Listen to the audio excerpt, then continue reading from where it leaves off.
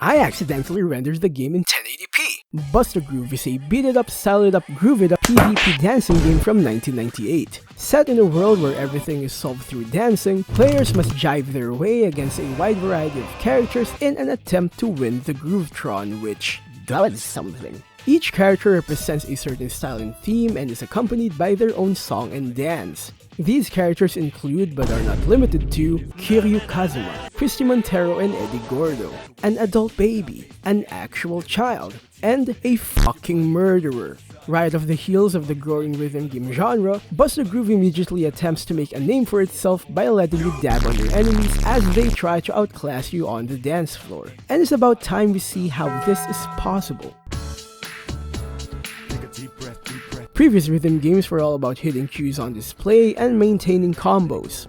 Bust a Groove tweaks this formula with the added bonus of asserting your dominance in-game and in real life. Instead of flooding the screen with a ton of shit, this game presents a series of patterns that branch off into other combinations. But to get the other patterns, you have to end the current one by pressing the corresponding button on the 4th beat of each song. It doesn't matter if you speedrun the pattern, all that matters is it ends on the 4th beat, so I hope you have a good sense of rhythm. But what about dabbing on your enemies, I hear you ask?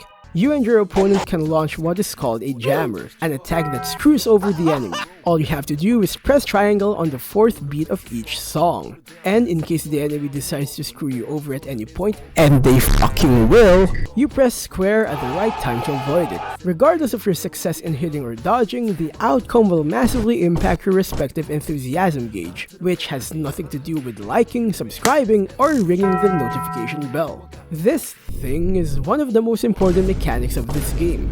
While looking useless and arbitrary, it actually determines your access to more dance patterns. A higher gauge means more patterns, and these ones have a higher point value. Here's a tip: always choose the lower pattern. Please use the lower pattern. For the love of all that is good in this world, choose the lower pattern. The inputs may be harder, but they're worth more points. I mean, it only makes the top pattern seem worthless, right? To further style on your enemies, let's talk about combos. While most games will require consecutive successful inputs, Bust a Groove's combos are based on consecutive successful pattern inputs. And if you remember how this game doesn't barrage you with display cues, suddenly combos are more attainable! Combos in Bust a Groove goes from 3 combo to freeze, and successfully aiming for freeze means more points. More points mean you get to monopolize the camera, which is a telltale sign that you're winning. And if you do amazing the entire round, your character does an extra dance at the end of each stage, further putting salt in the wounds. Sounds simple, right? Let's complicate it by talking about the soundtrack. Contrary to popular belief, not all music is made equal, and because we're humans, it's in our nature to segregate them even further. Each track was specifically made to fit a character and their dance style. On the surface, this makes for a variety of genres and themes, but on a deeper level, a track's composition massively affects gameplay. The tempo, track duration, and song structure dictates the difficulty of a stage, as well as the presence of solo performances. Solo performances are sections of a stage where each player gets to dance without worrying about being jammed by the enemy. The aim is to give the struggling player a chance to catch up to the winning player, in theory. Frankly, if you know the tracks well enough, you can time your jammer so that the enemy will be disrupted at the right moment, unable to do their solo performances. So, that mechanic, I guess. Just like this game's UI, which is painfully minimalistic.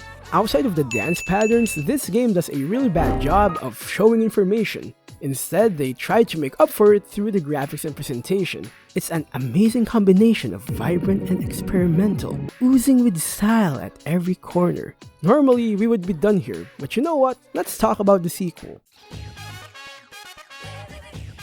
That's right, we're doing a twofer because the video would be short if I only talk about the first game. I'm gonna be honest, if you've never played Bust a Groove, it might be a good idea to start with this one. It's technically the same game but with a different roster, more fleshed out game mechanics, and a better UI. You get to play certain characters such as Japanese Pinocchio and Hoshimachi Suise.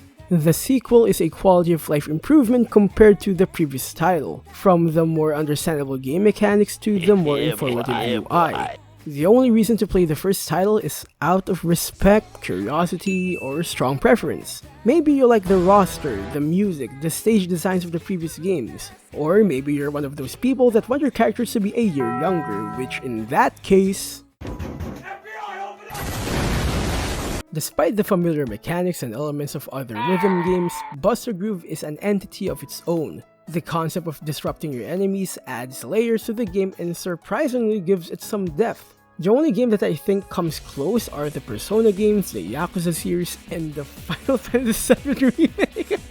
But on a more serious note, give this game a shot. A single session doesn't take too long, and while the replayability aspect of these games are nearly non-existent, it offers enough of a unique experience that warrants a playthrough. The genre has taken a different direction since then, and no one has ever revisited this formula in any capacity that I'm aware of. Thank you for watching, and I'll see you in the next video. Hi there! If you like the content, consider leaving a like and subscribing. If you want to provide further support, I have a tip jar on my Ko-fi page and a Twitter at KenAthomos. Links are in the description. Take care!